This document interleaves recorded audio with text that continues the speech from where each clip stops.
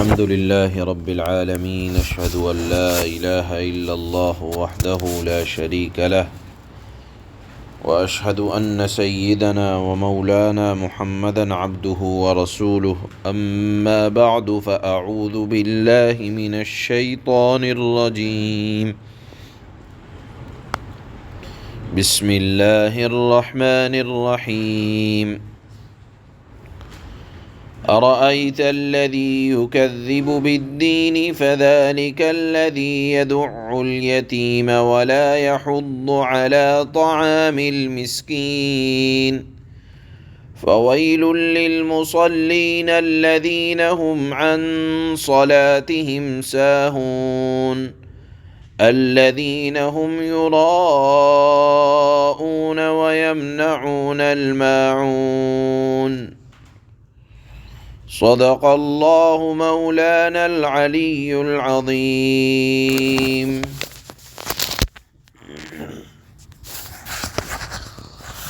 یہ سورۃ الماعون ہے۔ ماعون کے معنی آتے ہیں عام طور پر وہ چیزیں استعمال کرنے کی کہ اگر کوئی لینے آ جائے تو آدمی اس کے استعمال سے کسی کو روکتا نہیں ہے، دے دیا کرتا ہے۔ جیسے عام طور پر گھر میں استعمال ہونے والی معمولی چیزیں برتن ہیں یا اور کوئی ایسی ضرورت کی چیز، ادنیٰ چیز جس کو آدمی کو دینے میں عام طور پر رواج یہ ہوتا ہے کہ اس کو منع نہیں کیا جاتا، روز مرہ کی استعمال کی چیزیں۔ نافرمانوں کی ایک بڑی عادت یہ بھی اللہ نے یہاں بیان فرمائی کہ وہ زکوٰۃ اور خیرات تو دینے کی دور کی بات، اگر کوئی ادنیٰ سے ادنیٰ چیز بھی لینے آ جائے تو بخل کا عالم یہ ہے کہ وہ دیتے نہیں ہیں۔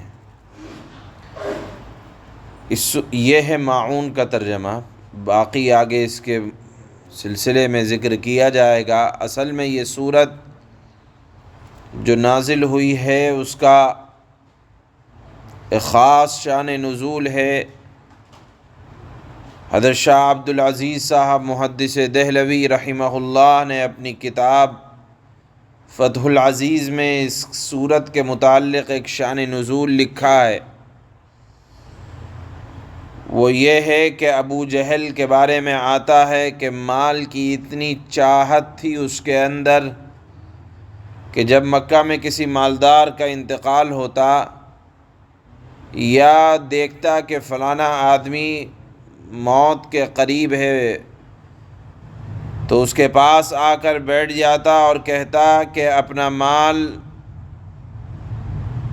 میرے سپرد کر دو، یہ مال میرے پاس امانت کے طور پر رہے گا، میں خبرگیری تمہارے بچوں کی بہتر انداز میں کروں گا اور ان کی خدمت کروں گا، اور دوسرے وارث ایسا نہ کر سکیں گے۔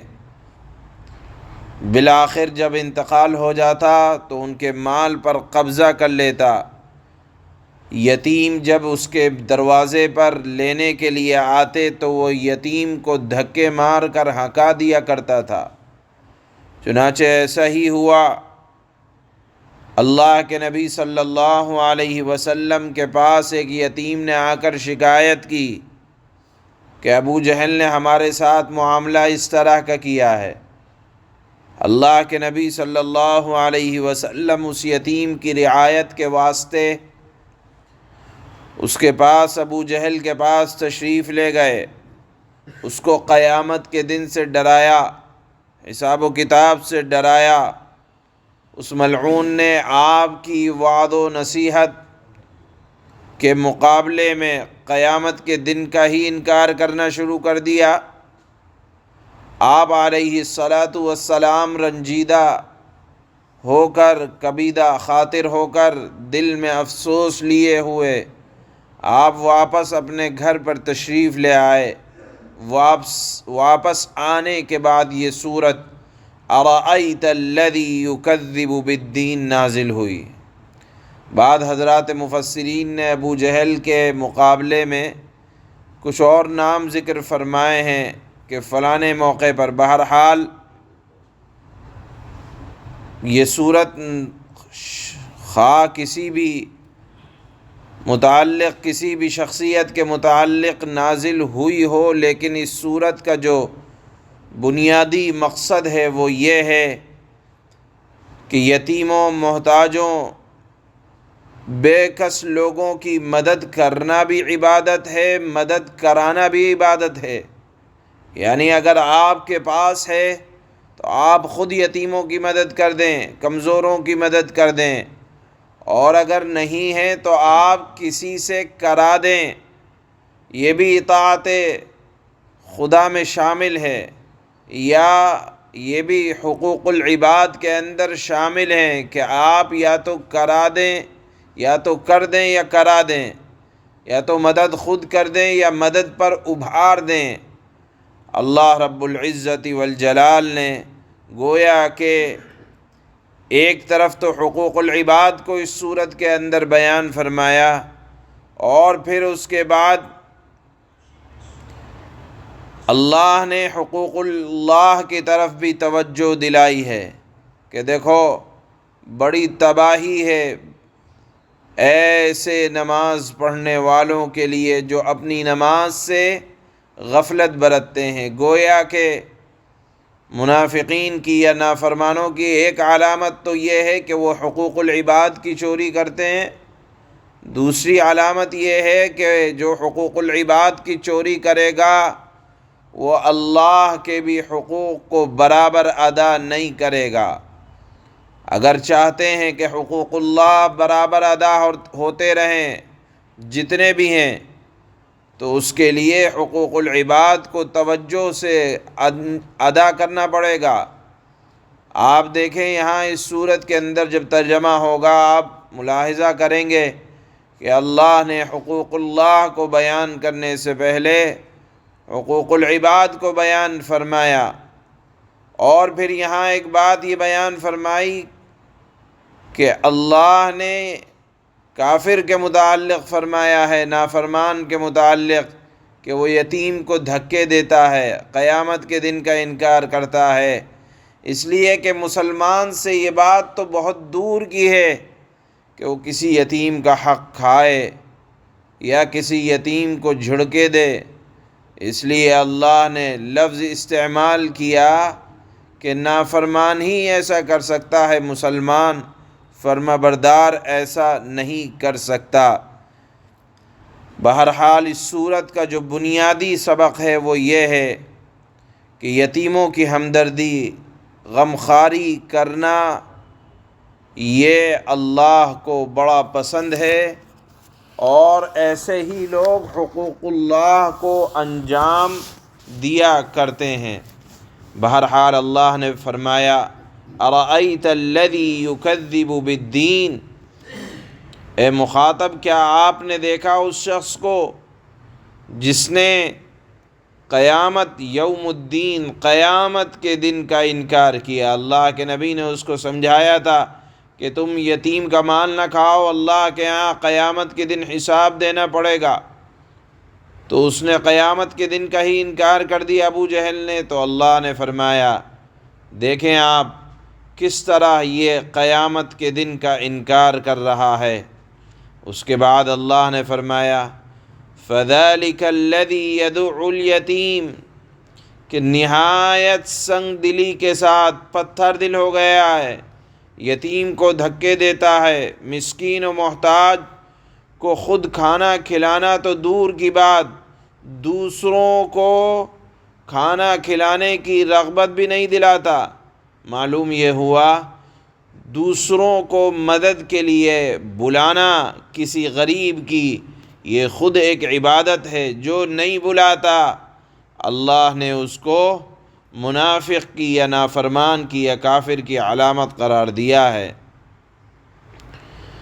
اللہ نے فرمایا فَذَلِكَ الَّذِي يَدُعُّ الْيَتِيمَ، یہی وہ شخص ہے یعنی قیامت کا انکار کرنے والا ہی یتیموں کو دھکے دیتا ہے اور مساکین کی طرف لوگوں کو کھانا کھلانے پر نہیں ابھارتا۔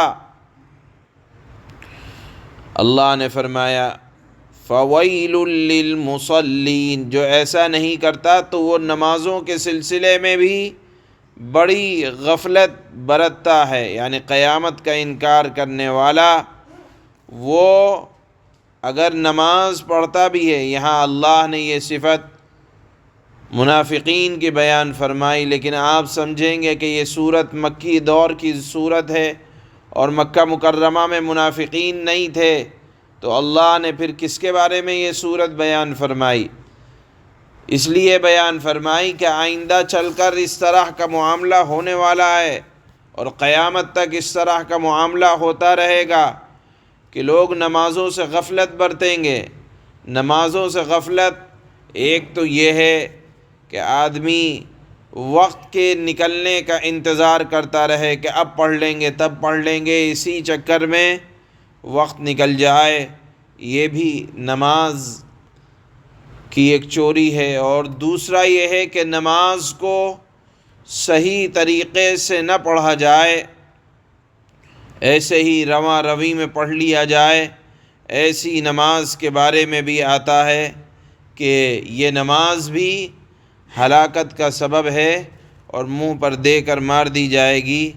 اسی طرح نمازی منافقین کی نماز کی ایک علامت احادیث میں بیان فرمائی گئی ہے کہ وہ نماز کو دکھلاوے کے لیے پڑھتے ہیں، اور حدیث میں اس کو شرک تک قرار دیا گیا ہے کہ من صلی یرائی فقد اشرک، جس نے نماز کو دکھلاوے کے لیے نماز پڑھی اس نے شرک کیا، کہ نماز تو خالص اللہ کے لیے ہے، اللہ کا حق ہے، آپ اس میں لوگوں کے دکھلاوے کو اگر شامل کر دیں گے تو شرک ہو جائے گا۔ اس لیے ایسے نماز پڑھنے والوں کے لیے اللہ نے ہلاکت بیان فرمائی ہے۔ اس کے بعد آخر میں بیان فرمایا کہ جو اس طرح نماز پڑھتے ہیں، یا یہ جو منافقوں کی یا نافرمانوں کی علامتیں بیان فرمائی جا رہی ہیں، ان کی ایک خوبی یہ ہے کہ وَيَمْنَعُونَ الْمَاعُونَ، وہ برتنے کی، استعمال کرنے کی چیزوں سے بھی منع کرتے ہیں۔ مثال کے طور پر گھر میں کوئی ہنڈیا مانگنے آ گیا، کوئی نمک لینے آ گیا، کوئی پانی مانگنے آ گیا، کوئی سوئی دھاگا مانگنے آ گیا، کہ جن چیزوں کے سلسلے میں دنیا کا عام رواج یہ ہے کہ وہ منع نہیں کرتے، چھوٹی موٹی چیزوں کے استعمال کرنے والی چیزوں کے دینے سے نہیں روکتے، لیکن جو نافرمان ہوتے ہیں یا جن کی علامت یہاں یہ بیان کی جا رہی ہے کہ مال سے اتنی محبت کہ استعمال کرنے والی چیزوں سے بھی لوگوں کو روکتے رہتے ہیں۔ گویا کہ اسلام نے ایک اصول یہ سمجھایا کہ ہمیشہ اپنا دل کو بڑا رکھنا چاہیے۔ یہی اس صورت کا خاص بنیادی مضمون یہ ہے کہ معاملہ دل کا سختی کی طرف نہ ہو، بلکہ یتیموں مسکینوں کے ساتھ تو معاملہ انتہائی رحم دلی کا ہو، اور ان کے علاوہ عام لوگوں کے ساتھ بھی تعلقات انتہائی ہمدردانہ مشفقانہ ہوں، اور جن کے تعلقات لوگوں کے ساتھ ہمدردانہ اور مشفقانہ ہوا کرتے ہیں تو وہ اللہ کے حقوق بھی برابر اپنی ذمہ داریوں کو سمجھ کر ادا کرتے ہیں، اور جو بندوں کے حق ادا نہیں کرتے وہ اللہ کے بھی حقوق کو برابر ادا نہیں کر سکتے۔ یہ اس صورت کا بنیادی مضمون ہے، سورۃ الماعون کا۔ اس مضمون کو اللہ نے یہاں بیان فرمایا، چنانچہ اللہ فرماتے ہیں بسم اللہ الرحمن الرحیم، شروع اللہ کے نام سے جو سب پر مہربان ہے، بہت مہربان ہے۔ ارأیت الذی یکذب بالدین، اے مخاطب کیا آپ نے اسے دیکھا جو جزا اور سزا کو جھٹلاتا ہے؟ فَذَلِكَ الَّذِي يَدُعُّ الْيَتِيمَ، وہی تو ہے جو یتیم کو دھکے دیتا ہے۔ گویا کہ قیامت کو جھٹلانے والا ہی وہ ہوگا جس کے دل کے اندر سختی ہوگی، تو حقوق العباد کی فکر نہیں کرے گا، یتیم کو دھکے دیتا ہے۔ وَلَا يَحُضُّ عَلَى طَعَامِ الْمِسْكِينِ، مسکین کو کھانا دینے کی ترغیب نہیں دیتا۔ گویا کہ کسی کی مدد کے لیے اپیل کرنا یہ اسلام کے اندر خود ایک عبادت ہے۔ اللہ نے کافر کی علامت قرار دیا کہ وہ کسی خیر کی طرف لوگوں کو رغبت نہیں دلاتا، لہذا اگر آپ کے پاس ہے تو دے دیں، نہیں تو کسی کو دلانے کی فکر کر دیں، یہ بھی ایک عبادت ہے۔ اور اگر نہیں ہے، یہ عادت نہیں ہے، تو سمجھ لیں اللہ نے اس کو کافر کی علامت قرار دیا۔ وَلَا يَحُضُّ عَلَى طَعَامِ الْمِسْكِينِ، کہ مساکین کو کھانا دینے کی رغبت نہیں دلاتا۔ فَوَيْلٌ لِّلْمُصَلِّينَ، بڑی خرابی ہے ان نماز پڑھنے۔ فَوَيْلٌ لِّلْمُصَلِّينَ الَّذِينَ هُمْ عَن صَلَاتِهِمْ سَاهُونَ الَّذِينَ هُمْ يُرَاءُونَ، بڑی خرابی ہے ان نماز پڑھنے والوں کے لیے جو اپنی نماز سے غفلت برتتے ہیں۔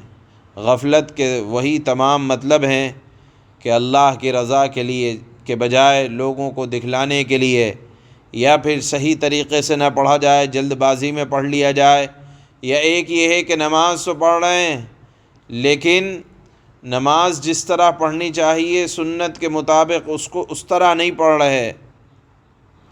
کچھ بھی ہو، بہرحال اللہ نے فرمایا بڑی خرابی ہے ان نماز پڑھنے والوں کے لیے جو اپنی نماز سے غفلت برتتے ہیں، جو دکھلاوے کے لیے نماز پڑھتے ہیں۔ وَيَمْنَعُونَ الْمَاعُونَ، اور دوسروں کو معمولی چیز دینے سے بھی انکار کرتے ہیں، ایسے لوگوں کے لیے بڑی خرابی ہے۔ سبحان اللہ۔